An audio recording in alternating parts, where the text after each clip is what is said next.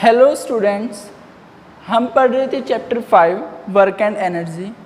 इस चैप्टर में हमने वर्क के बारे में पढ़ लिया था, क्या होता है वर्क, और हमने काइनेटिक एनर्जी को भी पढ़ लिया था।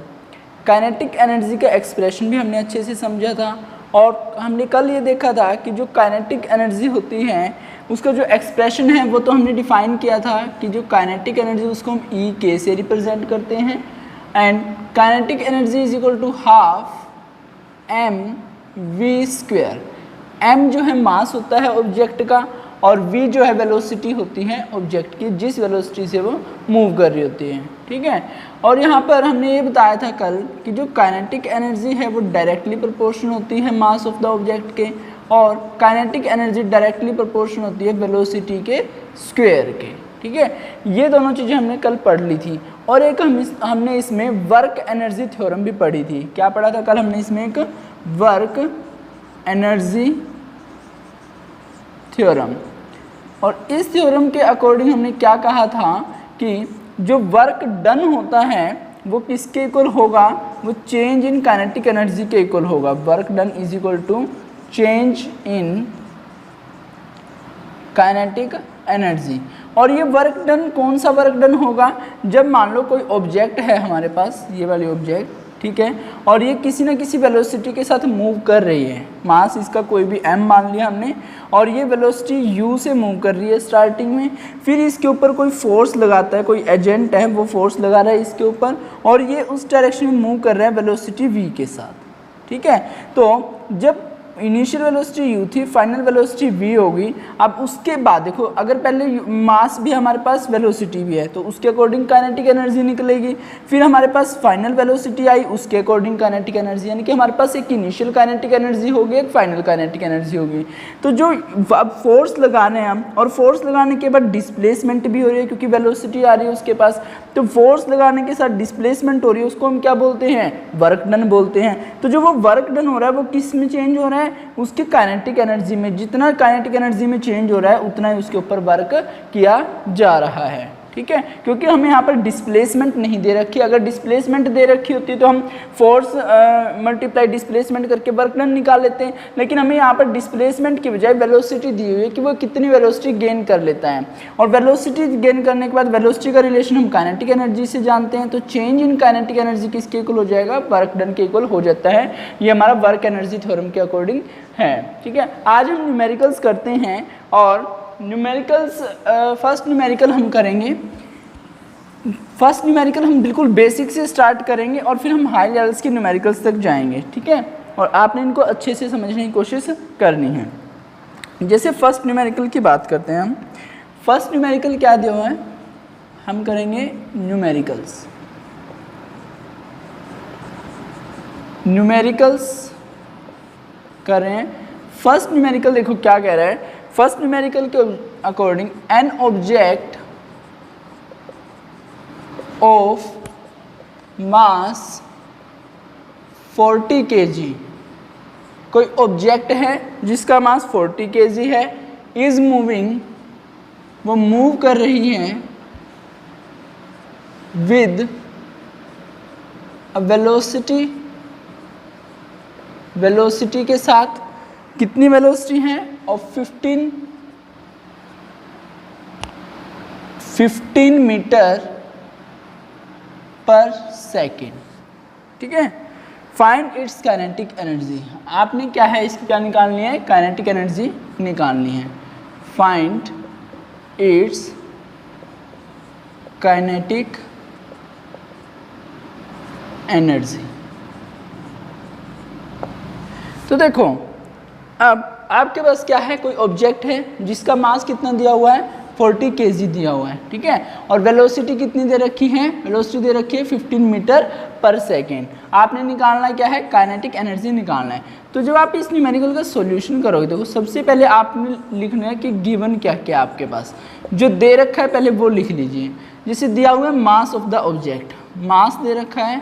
मास को हम किससे रिप्रेजेंट करते हैं? स्मॉल m से। इज इक्वल टू कितना दिया है? 40 kg, किलोग्राम में। क्लियर?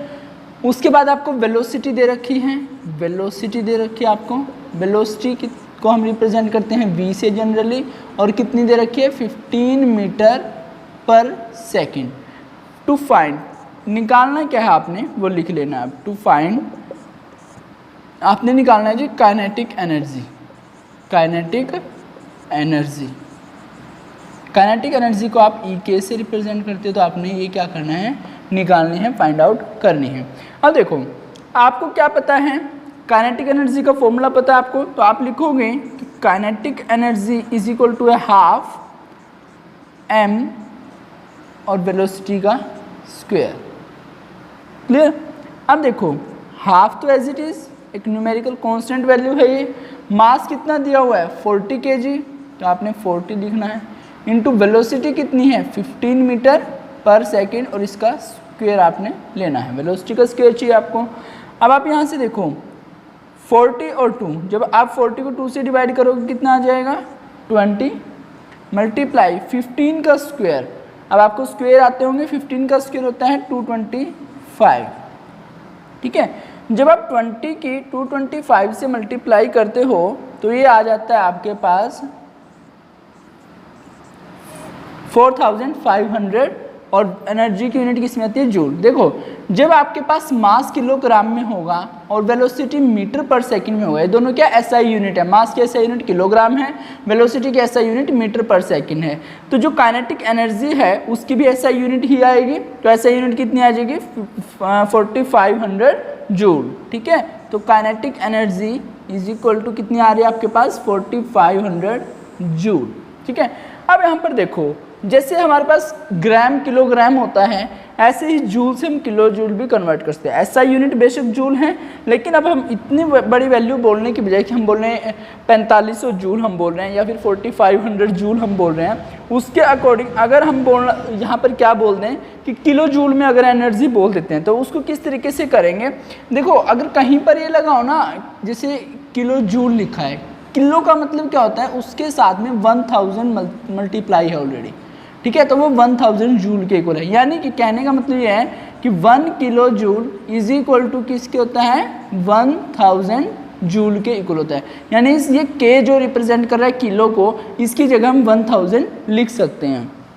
अब आपको क्या करना है 4500 जूल को किलो जूल में कन्वर्ट करना है। तो किलो जूल में कन्वर्ट करने के लिए यानी कि आप क्या चाहते हो, हम यहाँ पे करते हैं इसको, आप चाहते हो कि जो आपकी काइनेटिक एनर्जी है वो 4500 जूल की बजाय किस में चले जाए, किलो जूल में।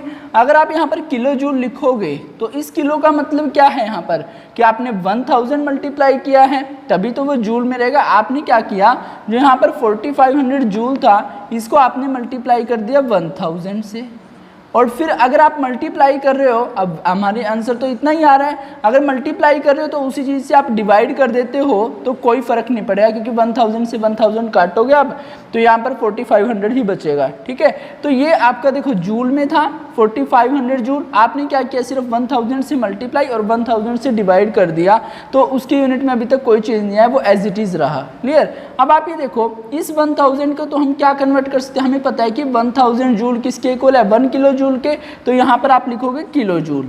ये तो आपका बचा 4500 डिवाइड बाय 1000, और ये आपका बच गया किलो जूल। क्लियर। अब यहाँ पर देखो जो काइनेटिक एनर्जी वो क्या आ रही है आपकी, देखो ये 20 से 20 कट, और ये बन जाता है आपका 4.5 kilo joule.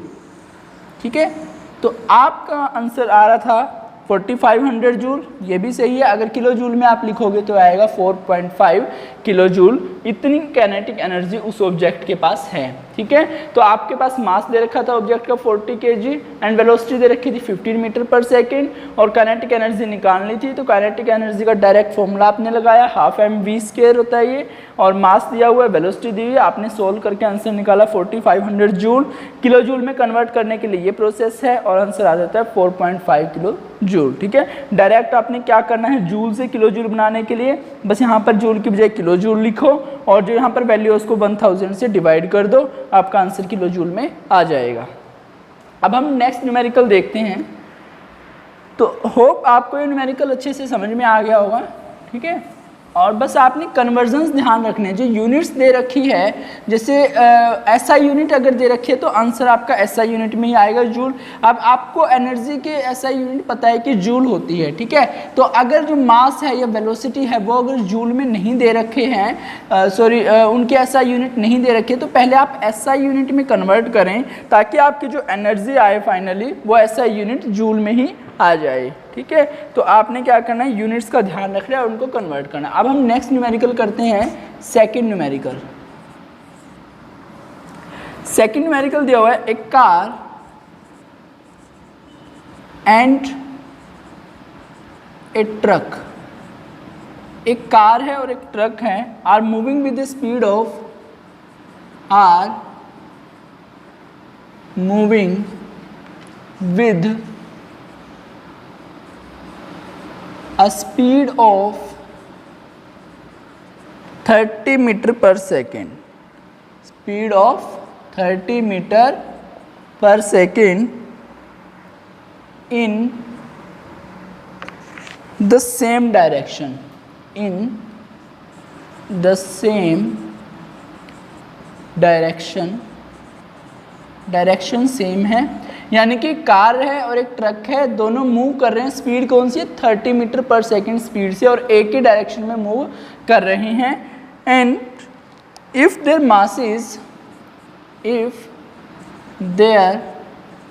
masses are in the ratio 1:3, अगर मासेस 1:3 में हो तो फाइंड क्या करना आपने, देन फाइंड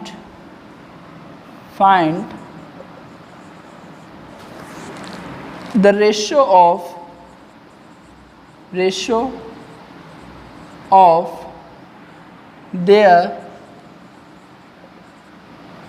काइनेटिक एनर्जीज, ठीक है। तो आपने क्या निकालना है, काइनेटिक एनर्जी का रेशो निकालना है। आपके पास क्या, एक कार है और एक ट्रक है। देखो नाम से पता चल रहा है कार और ट्रक है, दोनों का मास अलग अलग होगा, कार का कम वेट होता है, ट्रक का ज़्यादा होता है, ठीक है।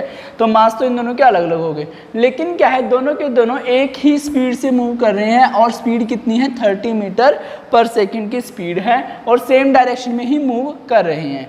अब उनके मासेस अलग अलग होंगे, तो वो मास उसने दिए नहीं है कि कितने केजी के हैं, वो उसने सिर्फ ये बोला है कि मासेस का जो रेशो है वो 1:3 है, ठीक है। तो आपने क्या निकालना है, रेशो निकालना है काइनेटिक एनर्जीज का। तो इस क्वेश्चन का सॉल्यूशन हम करेंगे। तो पहले आप देखो गिवन क्या क्या आपके पास, आपने वही लिखना है, गिवन आपके पास दिया हुआ है क्या, वेलोसिटी दी हुई है, वेलोसिटी, ठीक है, क्योंकि एक ही डायरेक्शन भी है और स्पीड भी है, तो वो आपकी क्या हो जाती है, वेलोसिटी हो जाती है। जब एक स्पीड के पास वेलोसिटी होती है तो उसको हम क्या, डायरेक्शन होती है तो उसको वेलोसिटी हम बोलते हैं, ठीक है। तो वेलोसिटी को हम v से रिप्रेजेंट करते हैं, और वेलोसिटी कितनी दे रखी है हमें, 30 मीटर पर सेकेंड, क्लियर। अब यहाँ पर क्या कह रहा है वो, कि जो रेशो ऑफ मासेस है, रेशो ऑफ मासेस का रेशो दे रखा है। देखो अब एक ऑब्जेक्ट है, उसका मास मान लो m1 है, दूसरा है m2, तो उन दोनों का रेशो हमने निकाल लिया m1 और m2, और ये कितना दिया हुआ है, 1:3 दिया हुआ है। समझ में ये बात। अब देखो इस रेशो का क्या मतलब होता है, यहाँ पे आप समझने की कोशिश करना जरा। रेशो क्या होता है, रेशो होता है अनुपात किसी भी चीज़ का, ठीक है। मतलब क्या है, मान लो आपके पास क्या है, 6 है और 12 है, ठीक है। एक आपके पास 6 है, 18 है, क्लियर। अब देखो 6 और 12 का रेशो कितना आ रहा है, 1:2, और इधर इन दोनों का रेशो कितना आ रहा है, 1:3 आ रहा है, क्लियर। अब क्योंकि इन दोनों का रेशो अलग अलग आ रहा है, मान लो मैं कहूँ कि ये दोनों चीज़ें जो हैं, ये एक चीज़ है, ये कोई चीज़ है, दूसरी चीज़ है। मान लो ये कार का वेट है और ये वेट है किसका, ट्रक का वेट है। तो कार का वेट 6 kg है, ट्रक का 12 kg है, तो इन दोनों का रेशो तो 1:2 है ना। अब ये रेशो का मतलब ये नहीं है कि उसका वेट 1 kg, कार का 1 kg वेट और ट्रक का नहीं, वेट तो उनके 6 kg और 12 kg हैं, लेकिन रेशो क्या है 1 और 2 हैं, ठीक है। ऐसे अब देखो, अब रेशो से अगर आपने ये टर्म बनानी है 6 और 12 तो आप कैसे बनाओगे, आपने ऊपर भी यानी कि न्यूमरेटर और डिनोमिनेटर दोनों को रेशो जो दिया हुआ है इस रेशो के न्यूमरेटर और डिनोमिनेटर को दोनों को किससे मल्टीप्लाई करना पड़ेगा ताकि ये नंबर बन जाए 6 से आपको मल्टीप्लाई भी, देखो रेशो क्या आपके पास 1 और 2 है, ठीक है। अगर आपको इससे दोबारा ये नंबर बनाना है 6 और 12 तो आप क्या करोगे, ऊपर भी 6 से मल्टीप्लाई करोगे, नीचे भी यानी कि जो न्यूमरेटर है उसको भी 6 से मल्टीप्लाई करोगे, डिनोमिनेटर को भी 6 से मल्टीप्लाई करोगे। तो अभी मल्टीप्लाई करने के बाद क्या बन जाता है 6/12। ये क्या थे, एक्चुअल मासेस थे, ठीक है, लेकिन रेशो क्या था 1:2। तो इसी तरीके से यहाँ पर भी क्या है, रेशो दे रखे हैं आपको। अब रेशो से आपने एक्चुअल मास अगर कन्वर्ट करना है तो उसके लिए ऊपर और नीचे यानी कि दोनों को किससे मल्टीप्लाई करना पड़ेगा, एक सेम नंबर से मल्टीप्लाई करना पड़ेगा। अब वो सेम नंबर कुछ भी हो सकता है, हम उस सेम नंबर को मान लेते हैं m, ठीक है। तो इसका मतलब हम क्या कहेंगे, इस रेशो का मतलब क्या हो जाता है, ये m1 डिवाइड बाई m2 किसके इक्वल है 1 डिवाइड बाई 3। ये क्या है, रेशो है, और इस रेशो से हमें एक्चुअल वेट में कन्वर्ट करना है। तो उसके लिए हमें न्यूमरेटर एंड डिनोमिनेटर दोनों को किससे मल्टीप्लाई करना पड़ेगा, एक सेम नंबर से मल्टीप्लाई करना पड़ेगा। और उस सेम नंबर से हम क्या किससे मल्टीप्लाई कर रहे हैं, मास m से मल्टीप्लाई कर रहे हैं, ठीक है। तो इसका मतलब क्या है, मैं क्या कह रहा हूँ कि इसको 1m लिखो और इसको 3m लिखो, तो ये जो आएगा ये एक्चुअल मासेस का रेशो आ रहा है, यानी कि ये 1m किसका मास हो जाता है, और कार का मास हो जाएगा, और 3m किसका मास हो जाएगा, ट्रक का मास हो जाएगा। ये एक्चुअल मासेस आ गए आपके, ठीक है। इस तरीके से आप देखो काइनेटिक एनर्जी का आपने रेशो निकालना है फाइनली, ठीक है। रेशो ऑफ क्या पूछा हुआ है, ratio of their kinetic energy. तो रेशो ऑफ काइनेटिक एनर्जीज आपने निकालना है, काइनेटिक एनर्जी। तो ये रेशो निकालने के लिए आप क्या करोगे, दोनों का रेशो निकालना है, तो आप पहले निकालोगे इधर काइनेटिक एनर्जी ऑफ कार की काइनेटिक एनर्जी निकालोगे, divide by kinetic energy of truck की काइनेटिक एनर्जी निकालोगे। रेशो ऐसे ही निकलेगा। अब देखो कार की काइनेटिक एनर्जी के लिए आपको क्या क्या चाहिए, हाफ इंटू मास चाहिए, और मास कितना है, हमने बोला 1m, ठीक है। तो 1m आपने लिखा, इंटू वेलोसिटी का स्क्वायर, वेलोसिटी कितनी है, ये रही आपकी 30 मीटर पर सेकंड का स्क्वायर, डिवाइड बाय नीचे क्या लिखना आपने, काइनेटिक एनर्जी ऑफ ट्रक की काइनेटिक एनर्जी। अब ट्रक की काइनेटिक एनर्जी के लिए half into mass of the truck का मास कितना 3m, तो आपने यहाँ पर 3m लिखा, इंटू में वेलोसिटी का स्क्वायर, वेलोसिटी कितनी है वही, वेलोसिटी दोनों की ही सेम है, तो 30 मीटर पर सेकंड स्क्वायर। क्लियर। अब यहाँ से देखो 1/2 से 1/2 कट, 30 के स्क्वायर से 30 का स्क्वायर कट, यहाँ पर m से m कट, तो बचा कितना आपके पास 1/3। इसका मतलब क्या है, जो रेशो है काइनेटिक एनर्जीज का वो किसके इक्वल आ रहा है 1:3, यानी कि जिस रेशो में उसके मासेस थे उसी रेशो में काइनेटिक एनर्जी आ रही है, क्योंकि वेलोसिटी सेम थी, ठीक है। तो ये आपका क्या आ जाता है, आंसर आ जाता है फाइनली। जब मासेस का आपको वेलोसिटी सेम दे रखी है दो ऑब्जेक्ट्स की, और दोनों उनके मासेस का रेशो आपको दे रखा है, और काइनेटिक एनर्जी का रेशो निकालना है, तो इट मींस वो क्या आएगा, जितना मासेस का रेशो है। क्यों, क्योंकि हमने क्या बोला था, जो काइनेटिक एनर्जी है वो डायरेक्टली रिलेटेड होती है मास से, ठीक है। अब जितना अगर दो मासेस की आप बात करो, दो ऑब्जेक्ट की बात करो, उनके मासेस का रेशो आपको दे रखा है, तो काइनेटिक एनर्जी का रेशो क्या इक्वल आ जाएगा, ठीक है। तो जो जितना मासेस का रेशो आपको दे रखा है उतना ही काइनेटिक एनर्जी का रेशो आ जाएगा, और ये आपका क्या आ जाता है, फाइनली आंसर आ जाता है। होप आपको ये क्वेश्चन समझ में आया होगा। अब हम एक नेक्स्ट न्यूमेरिकल देखते हैं। तो इसी तरीके से सिर्फ आपने क्या कॉन्सेप्ट को अच्छे से समझना है कि कॉन्सेप्ट क्या है, क्या क्या गिवन है। तो सबसे पहले आप न्यूमेरिकल को अच्छे से पढ़ो कि क्या दे रखा है उस न्यूमेरिकल में, फिर आपको जितना समझ में आ रहा है उसको अकॉर्डिंग आप दोबारा से फिर पढ़ने की कोशिश करो। आपको 2 या तीसरी बारी में आपको अच्छे से न्यूमेरिकल समझ में आ जाएगा कि क्या पूछा हुआ है उसमें। फिर आपको जो जो गिवन है वो लिखो, जो आपने फाइंड आउट करना है वो लिखो, और जो आपको उस कॉन्सेप्ट के बारे में फॉर्मूला वगैरह पता है वो लिखो। उससे आप जो है इजीली सॉल्व कर पाओगे न्यूमेरिकल को। अब नेक्स्ट क्वेश्चन देखो, नेक्स्ट क्वेश्चन क्या कह रहा है, इंपॉर्टेंट। ये जो नेक्स्ट क्वेश्चन हम करेंगे इंपॉर्टेंट है, जो हमने कल की थी वर्क एनर्जी थ्योरम, उसी पे बेस है ये क्वेश्चन। तो थर्ड न्यूमेरिकल हम कर रहे हैं।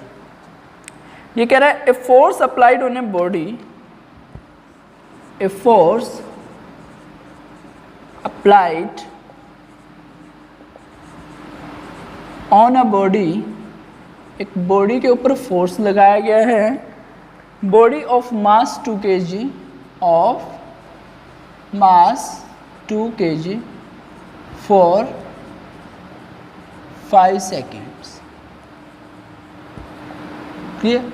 यहाँ तक क्या बोल रहा है कि कोई बॉडी है, उस बॉडी का मास 2 kg है, उस बॉडी के ऊपर फोर्स लगाया है कितनी सेकेंड्स के लिए? 5 सेकेंड्स के लिए फोर्स लगाया गया है। चेंजेस इट्स वेलोसिटी, यानी कि जो वो फोर्स है वो क्या कर देता है? चेंज कर देता है किस चीज़ को?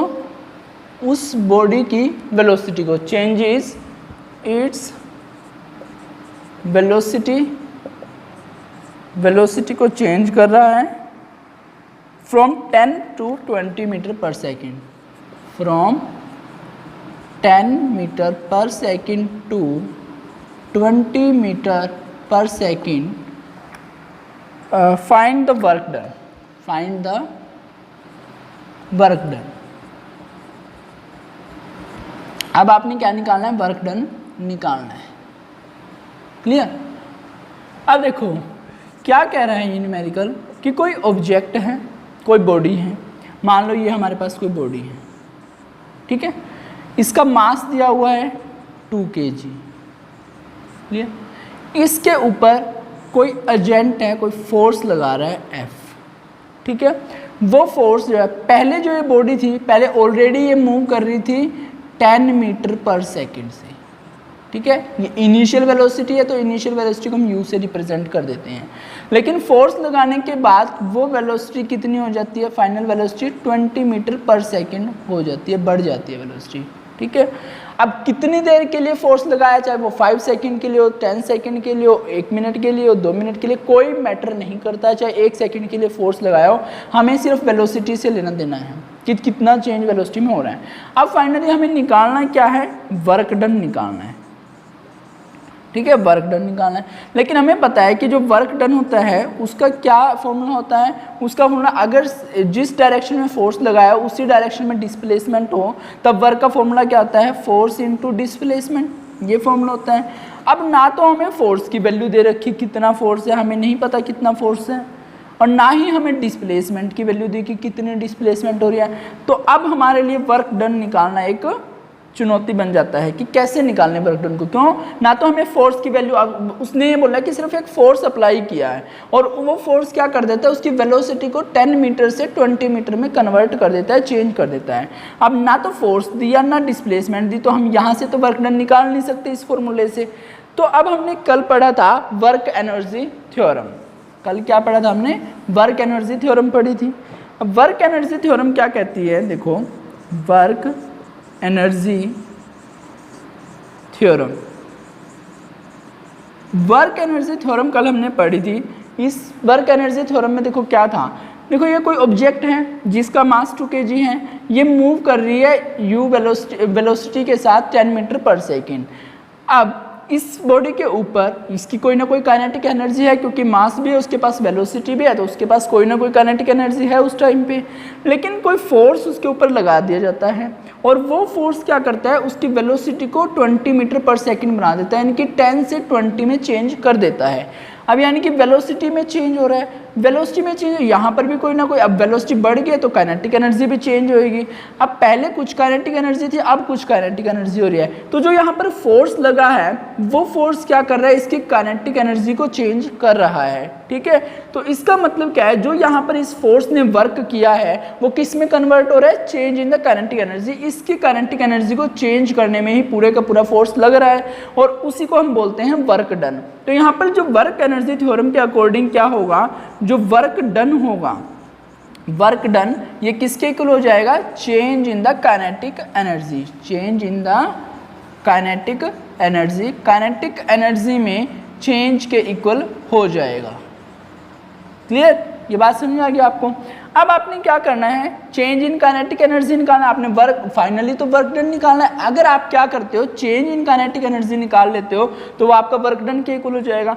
अब वर्क डन, इसका मतलब किसके इक्वल हो जाएगा? यहाँ से work done is equal to है, देखो, चेंज इन काइनेटिक एनर्जी निकालना है। अब चेंज इन काइनेटिक एनर्जी का मतलब कैसे निकालोगे आप? Final kinetic energy kinetic energy को हम ई के से लिखते हैं, final kinetic energy minus initial kinetic energy, initial kinetic energy.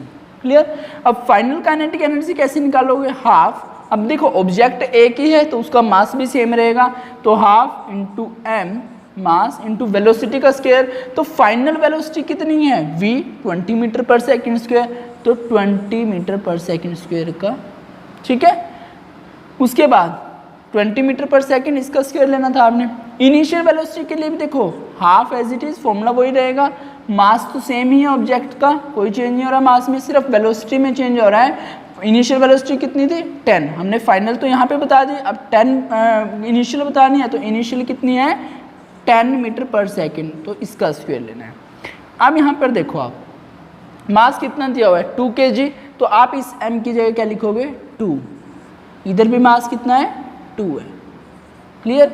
इस 2 से 2 कट, इस 2 से ये 2 कैंसिल, यहाँ पे कितना बचा 20 का स्क्वायर, 20 का स्क्वायर किसके इक्वल होता है 400 के, माइनस का साइन आ गया, और 10 का स्क्वायर कितना होता है 100। क्लियर। अब देखो 400 माइनस 300 कितना बचा, ये 300 जूल, क्योंकि काइनेटिक एनर्जी की यूनिट क्या होती है जूल, और एनर्जी में से एनर्जी घटाओगे तो जूल में ही आएगा, तो ये कितना आ जाता है 300 जूल आ जाता है। तो ये आपका वर्क डन किसके इक्वल हो जाता है 300 जूल, यानी कि इतना वर्क किया गया। ठीक है, तो यानी कि जो यहाँ पर फोर्स ही अप्लाई हो रहा था उस फोर्स ने कितना वर्क किया, यहाँ पर 300 जूल का वर्क किया है। ठीक है, अब हमें जो है वर्क एनर्जी थ्योरम का यूज़ क्यों करना पड़ा इस क्वेश्चन के लिए, क्योंकि हमें बेशक पता है कि वर्क किसके इक्वल होता है, फोर्स इनटू डिस्प्लेसमेंट के इक्वल होता है। ठीक है, हम जानते हैं ये बात तो, लेकिन हमें ना तो फोर्स की वैल्यू दे रखी कितना फोर्स, कितना न्यूटन फोर्स लगाया, ना ही हमें डिस्प्लेसमेंट बता रखी 1 मीटर मूव कर रही है ऑब्जेक्ट या 2 मीटर कितना मूव कर रही है वो भी नहीं बताया, तो इसीलिए हम यहाँ से वर्क नहीं निकाल सकते। तो हमें क्या पता यहाँ पर दे क्या रखा है कि ये फोर्स क्या कर रहा है, वहाँ पर उसकी वेलोसिटी जो है उसमें चेंज कर रहा है, और अगर वेलोसिटी में चेंज हो रहा है इट मीन्स उसकी काइनेटिक एनर्जी में चेंज हो रहा है। तो आपने क्या करना है, सिर्फ और सिर्फ काइनेटिक एनर्जी का चेंज निकालना है, वो जो चेंज इन काइनेटिक एनर्जी है वही किसके इक्वल हो जाता है, वर्क डन के इक्वल हो जाता है। तो इस तरीके से आप चेंज इन काइनेटिक एनर्जी निकाल के वर्क डन निकाल सकते हो। और चेंज इन काइनेटिक एनर्जी कैसे निकालोगे, final kinetic energy minus initial kinetic energy. Clear. और फाइनल काइनेटिक एनर्जी देखो ऑब्जेक्ट तो एक ही है, एक ही ऑब्जेक्ट है तो मास तो सेम ही रहेगा, बस वेलोसिटी का फर्क आएगा। जब फाइनल काइनेटिक एनर्जी निकालोगे तब आपने फाइनल वेलोसिटी लिखनी है, और जब इनिशियल काइनेटिक एनर्जी निकालोगे तब आपने इनिशियल वेलोसिटी यूज करनी है। जो बॉडी के पास स्टार्टिंग में पहले जो वेलोसिटी होती है वो इनिशियल वेलोसिटी होती है, और बाद में जो वो वेलोसिटी कोई फोर्स वगैरह की हेल्प से गेन करती है उसको हम बोलते हैं फाइनल वेलोसिटी। क्लियर। तो इस तरीके से आपने इस क्वेश्चन को सॉल्व करना है। ठीक है, तो आपने ये न्यूमेरिकल्स देखे होंगे, इंपॉर्टेंट न्यूमेरिकल्स थे और अच्छे से आपने समझ भी लिए होंगे। आपने फर्दर जो न्यूमेरिकल्स आपके बुक में दे रखा है उनको ट्राई करना है, कोई भी प्रॉब्लम है तो आप कमेंट सेक्शन में पूछ सकते हैं। तब तक के लिए आप ये वीडियोस देखिए और अपना सिलेबस स्ट्रिक्टली कवर कीजिए। Thank you.